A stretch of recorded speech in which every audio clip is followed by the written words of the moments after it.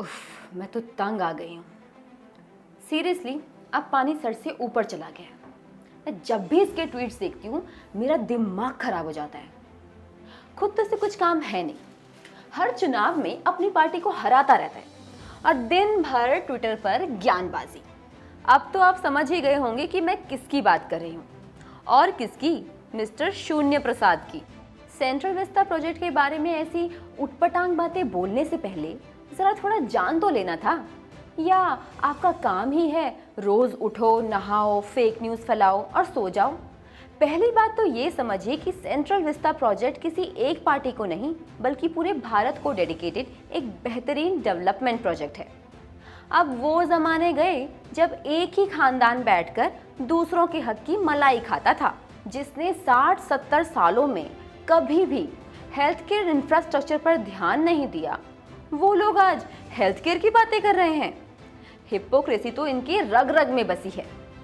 ऐसे लोग आपको ट्वीट करके ये कभी नहीं बताएंगे कि इसी साल मोदी सरकार ने 3 लाख करोड़ रुपए हेल्थ केयर बजट में लगा दिया है।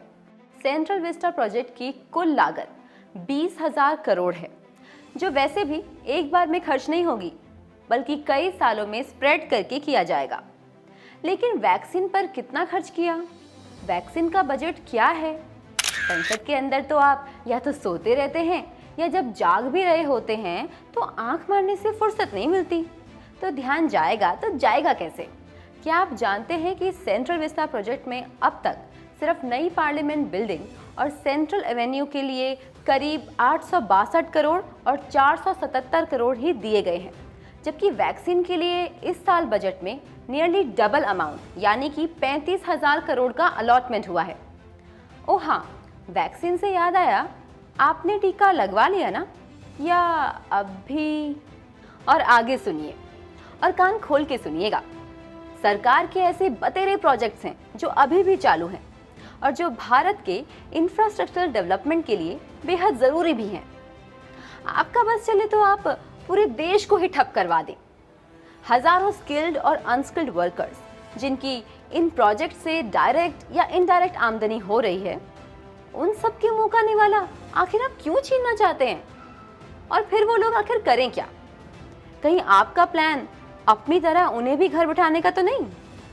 चलिए ये तो बताइए कि महाराष्ट्र में जहां रोजाना हजारों की तादाद से संक्रमण हो रहा है, वहां 900 करोड़ का एमएलए हॉस्टल बन रहा है, उसके बारे में आपकी क्या राय है?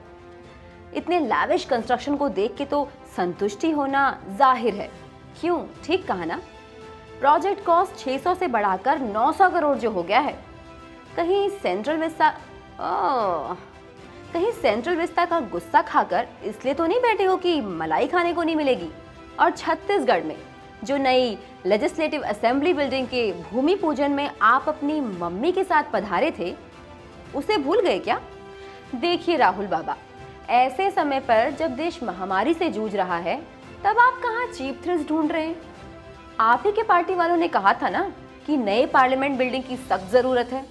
इस पार्लियामेंट में देश भर से चुने गए जनप्रतिनिधि तो आएंगे, पर कहीं आपको ये डर तो नहीं कि अगले चुनाव में वायनाड से भी कहीं आप गुस्सा खा के बैंकॉक मत भाग जाना?